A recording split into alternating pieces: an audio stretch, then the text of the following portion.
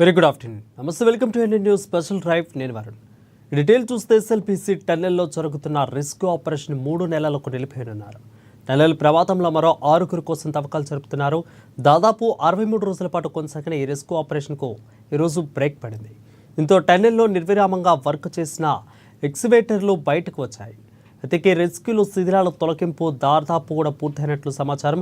కేవలం డేంజర్ జోన్లో మాత్రమే శిథిలాలను తొలగించాల్సి ఉన్నట్లు అధికారులు తెలిపారు. సాంకేతికత కమిటీ సూచనల మేరకు 3 నెలల పాటు ఈ సహాయక చర్యలు నిలిపివేయనున్నారు. తెలంగాణ ప్రభుత్వం ప్రతిష్టాత్మకంగా తీసుకుని దీనిని కొనసాగిస్తుంది.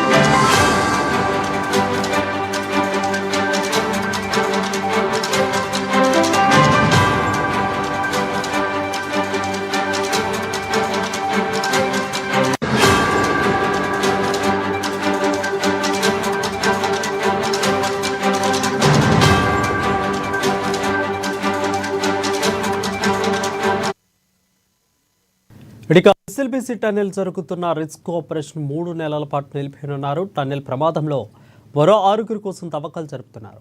దాదాపు 63 రోజుల పాటు కొనసాగిన ఈ రెస్క్యూ ఆపరేషన్కు ఈరోజు బ్రేక్ పడింది. దీంతో టన్నెల్లో నిర్విరామంగా వర్క్ చేసిన ఎక్స్కవేటర్లు బయటకు వచ్చాయి. ఈ రెస్క్యూలో శిథిలాల తొలగింపు దాదాపు పూర్తయినట్లు సమాచారం. కేవలం డేంజర్ జోన్లో మాత్రమే శిథిలాలను తొలగించాల్సి ఉన్నట్లు అధికారులు తెలిపారు. సాంకేతికత కమిటీ సూచనల మేరకు 3 నెలల పాటు ఈ సహాయక చర్యలు నిలిపేయనున్నారు. తెలంగాణ ప్రభుత్వం ప్రతిష్టాత్మకంగా తీసుకొని కొనసాగిస్తుంది.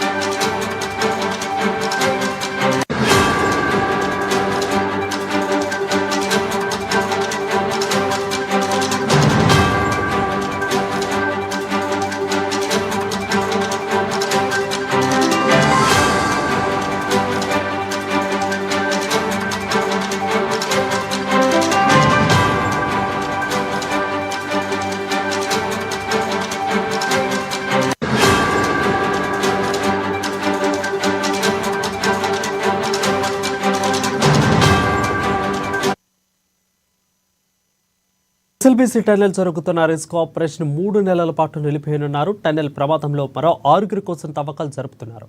దాదాపు 63 రోజుల పాటు కొనసాగిన రెస్క్యూ ఆపరేషన్కు ఈరోజు బ్రేక్ పడింది. దీనిపై మరింత సమాచారం మా ప్రతినిధి హరీష్ అందిస్తారు. హరీష్, చెప్పండి. మారిన ఎస్ఎల్బీసీ టన్నెల్ సంబంధించిన ప్రమాదం కావచ్చు, దాదాపు 63 రోజుల పాటు కూడా ఆ రెస్క్యూ కొనసాగుతున్న నేపథ్యం కనిపించింది. దీంట్లో 8 మందికి సంబంధించి కూడా ఎస్ఎల్బీసీలో చిక్కుకొని వాళ్ళకి సంబంధించి కూడా అక్కడ ఏదైతే టన్నెల్ ప్రమాదంలో వాళ్ళు చనిపోయారు. దానికి సంబంధించి కూడా 63 రోజుల పాటు కూడా రెస్క్యూ చేస్తా ఉన్నారు. ఒకవైపు ఏదైతే ఆర్మీ కావచ్చు, నేవీ కావచ్చు, వివిధ సంబంధించి కూడా హైడ్రాక్ సంబంధించి కావచ్చు, వివిధ రాష్ట్రాలకు సంబంధించి కూడా నిపుణులను తీసుకొచ్చారు. సిఆర్పిఎఫ్ సంబంధించిన జవాన్లు కావచ్చు. అంటే ఈ రెస్క్యూకి సంబంధించి కూడా అన్ని బృందాలు పనిచేశాయి. దాదాపు 63 రోజుల పాటు కూడా ఏదైతే లోపల మృతదేహాలను వెలికి తీసేందుకు కూడా తీవ్రమైన ప్రయత్నం చేశారు. ఇప్పటికే దీనికి సంబంధించి దీంట్లో 2 మృతదేహాలకు సంబంధించి కూడా వాళ్ళను వెలికి తీయడం జరిగింది. మిగతా సంబంధించి కూడా మృతదేహాలను వెలికి తీసేందుకు తీవ్రంగా శ్రమిస్తా ఉన్న ఏదైతే ఎక్స్కవేటర్లకు సంబంధించి కావచ్చు, అంశాల ఏదైతే దాంట్లో అన్ని విధాలా కూడా సంబంధించి కూడా మృతదేహాలను వెలికి తీసేందుకు తీవ్రంగా శ్రమించారు. ఇక 60 రోజుల పాటు ఇది కొనసాగిన నేపథ్యం ఇప్పుడు సంబంధించి కూడా కీలకంగా అంటే ఈ రోజు సంబంధించి కూడా దానికి బ్రేక్ పడ్డది. ఇక 3 నెలల పాటు సంబంధించి కూడా ఈ టన్నెల్ కి సంబంధించి కూడా వెలికి తీసేందుకు ఇక పూర్తిగా 3 నెలల పాటు ఏదైతే రాష్ట్ర ప్రభుత్వానికి సంబంధించి కూడా 3 నెలల పాటు దీనికి బ్రేక్ ఇచ్చిన నేపథ్యం అయితే కనిపిస్తా ఉన్నది. ఇక మొత్తంగా ఈ టన్నెల్ కి సంబంధించి కూడా నిర్విరామంగా వర్క్ చేసిన ఎక్స్కవేటర్లకు సంబంధించి కూడా బయటకు వచ్చాయి. ఇక రెస్క్యూకి సంబంధించి కూడా శిథిలాల తొలగింపు ప్రక్రియ పూర్తయిన నేపథ్యం కావచ్చు. ఇక టన్నెల్ కి సంబంధించి కూడా పూర్తిగా అక్కడ బురదమయమైంది. ఇక సిమెంట్ కి సంబంధించి కూడా అక్కడ కూరుకుపోయిన నేపథ్యం కావచ్చు. మరోవైపు ఊట నీళ్లు వస్తున్న నేపథ్యం కనిపిస్తా ఉన్నది. ఇక మొత్తంగా అన్ని చిక్కులను దాటుకొని టీబీఎం మిషన్ కి సైతం కూడా కట్టింగ్ చేశారు. ఆ శిథిలాలను కూడా బయటకు తీసుకొచ్చారు. ఇప్పుడు సంబంధించి కూడా డేంజర్ జోన్ అంటే జీరో జోన్లకి వెళ్ళారు. జీరో జోన్ అంటే డేంజర్ టీబీఎం మిషన్ కి అవతలి వైపు సంబంధించి కూడా మృతదేహాలు ఉన్నట్టుగా గుర్తించారు. ఇప్పుడు సంబంధించి కూడా అక్కడ పూర్తిగా నీటి ఊట కావచ్చు, బురద వస్తున్న నేపథ్యం కావచ్చు. వీటన్నిటికి సంబంధించి కూడా 3 నెలల పాటు తీసేందుకు ఎలా రెస్క్యూ చేయాలి, దానికి సంబంధించిన సాంకేతిక అంశాలు కావచ్చు, వీటన్నిటికి సంబంధించి కూడా పునరాలోచించేందుకు ఈ 3 నెలల బ్రేక్ ఇచ్చినట్టుగా తెలుస్తా ఉన్న నేపథ్యం అయితే కనిపిస్తుంది. మొత్తంగా అంటే ఈ టన్నెల్ కి సంబంధించి కూడా 13 కిలోమీటర్లకు సంబంధించి కూడా అవతల వైపు ఈ మృతదేహాలు ఉన్నట్టుగా గుర్తించడం జరిగింది. ఇక ఏదైతే రెవెన్యూ శాఖ కావచ్చు, విపత్తుల ప్రధాన అధికారి అరవింద్ కుమార్ సంబంధించి కూడా ఆయన అధ్యక్షతన రెస్క్యూ కొనసాగిన నేపథ్యం అయితే కనిపిస్తా ఉంది. ఇప్పుడు అన్ని శాఖల సమన్వయంతో మొన్నటి వరకు అంటే ఈ రోజు వరకు సంబంధించి కూడా రెస్క్యూ కొనసాగింది. ఇక టీబీఎం మిషన్ సంబంధించి కూడా కటింగ్ చేసేందుకు ప్రత్యేక బృందాలను కూడా తెలంగాణకు తీసుకొచ్చారు. దీంట్లో గ్యాస్ కట్టర్లు వాడారు. మిగతా సంబంధించి కూడా పెద్ద పెద్ద మిషన్లను వాడి ఆ టీబీఎం మిషన్ సంబంధించి కూడా కట్టింగ్ చేసి బయటకు తీసుకొచ్చిన నేపథ్యం అనేది టీబీఎం మిషన్ కి అవతలి వైపు అంటే ముందు వైపు పూర్తిగా అక్కడ ఏదైతే గోడ కూలే నేపథ్యం కావచ్చు, అక్కడ ఇనుప రాడ్లు విరిగిపడ్డ నేపథ్యం ఉన్నది. ఒకవైపు బురద ఉన్న నేపథ్యం కావచ్చు, ఊట నీళ్లు ఎప్పటికప్పుడు ఊట నీళ్లు వస్తున్న నేపథ్యంలో ఆ నీళ్లను తరలించేందుకు సంబంధించి కూడా బయటకు పంపించేందుకు ఆటంకాలు ఎదురవుతున్న నేపథ్యం అనేది. దాని వల్లనే ఇప్పటి వరకు మిగిలిన మృతదేహాలను సంబంధించి కూడా బయటికి తీసుకొచ్చేందుకు కష్టంగా మారింది. ఇక దీంతో 120 మంది షిఫ్ట్ గా కూడా పనిచేసిన నేపథ్యం కావచ్చు. మొత్తంగా 18 ఏజెంట్లకు సంబంధించి కూడా 63 రోజుల పాటు వాళ్ళు ఏదైతే కృషి చేస్తూ వస్తా ఉన్న నేపథ్యం అయితే కనిపిస్తుంది. ఇక మొత్తంగా ఈ సొరంగానికి సంబంధించి కూడా 99% సంబంధించి కూడా అక్కడ వరకు చేరుకోగలిగారు. జీరో అంటే డేంజర్ జోన్ కి సంబంధించి కూడా ఈ మిగతా మృతదేహాలకు సంబంధించి కూడా డేంజర్ జోన్ లో ఉన్న నేపథ్యం కావచ్చు. దీనికి ఈ 3 నెలలకు సంబంధించి ఏ విధంగా చర్యలు తీసుకోవాలి, మిగతా సంబంధించిన అయితే ఒకవైపు మృతదేహాలు వెలికితీత కష్టతరంగా మారుతా ఉన్నది. ఒకవైపు నిపుణుల బృందాలు కావచ్చు, మిగతా ఎన్డీఆర్ఎఫ్ కావచ్చు, సిఆర్ఎఫ్ బృందాలు కావచ్చు, వీటన్నిటికీ ఆ బృందాలకు సంబంధించి కూడా వాళ్ళ కూడా సురక్షితంగా బయటకు రావాలి. ఎందుకంటే ఆ టీబీఎం జీరో డేంజర్ జోన్ లో ఉన్న అక్కడ సంబంధించి కూడా ఎప్పటికప్పుడు కూడుతా వస్తా ఉన్నది. పైనుంచి పెచ్చురుడు పడతా ఉన్నాయి, కింద నుంచి నీట ఊట వస్తా ఉన్నది.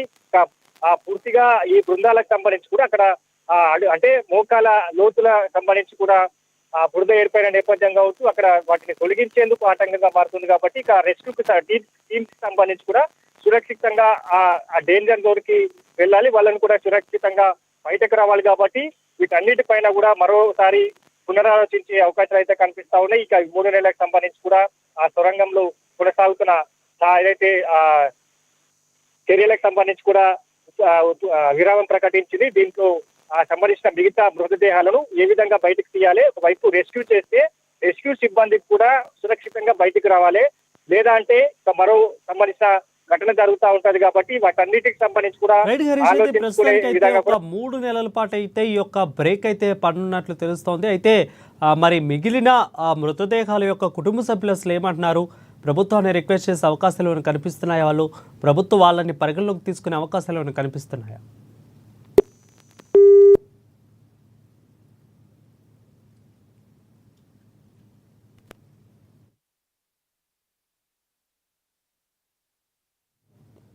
Right, thank you Harish for the clear updates.